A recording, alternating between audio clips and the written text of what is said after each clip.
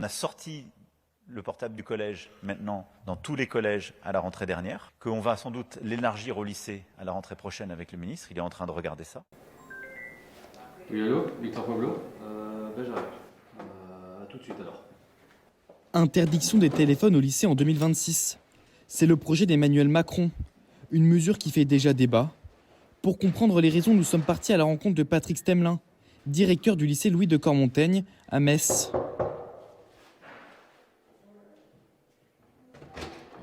Bonjour monsieur.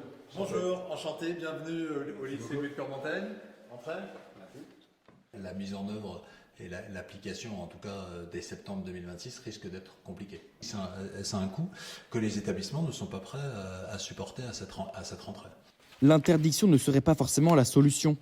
Une mesure que déplore l'équipe pédagogique. À partir du moment où vous êtes sur l'interdiction pure et simple, en fait, vous n'éduquez personne et pourtant le lycée est là à un moment donné pour faire accès à l'autonomie et à la maturité. Ça va effectivement créer des frustrations chez les élèves et ça va créer des conflits entre le personnel de l'éducation et ses élèves. Une communication difficile entre les élèves et la vie scolaire, mais qui passe aujourd'hui essentiellement par le numérique. L'interdiction du téléphone portable va nous imposer de revoir l'ensemble de notre mode de communication, une sorte de marche arrière. Ça pourrait totalement nous handicaper parce que par exemple il y a un changement de salle, on va aller voir à la vie scolaire, ils vont nous le dire, après on va arriver en retard et ça va retomber sur nous.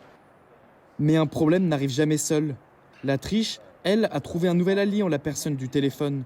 On en trouve pas mal qui essayent de frauder et puis ils disent tout simplement qu'ils regardent l'heure ou qu'ils ont reçu un SMS important des parents alors que c'est pas vrai. Donc ils montrent l'ancien qui est éventuellement pas connecté sur internet et donc ils vont mettre dans le sac pour le contrôle et puis ils vont garder celui-là et on s'aperçoit que il faut faire une double chasse en fait au double portable. C'est un des effets pervers possibles de cette décision.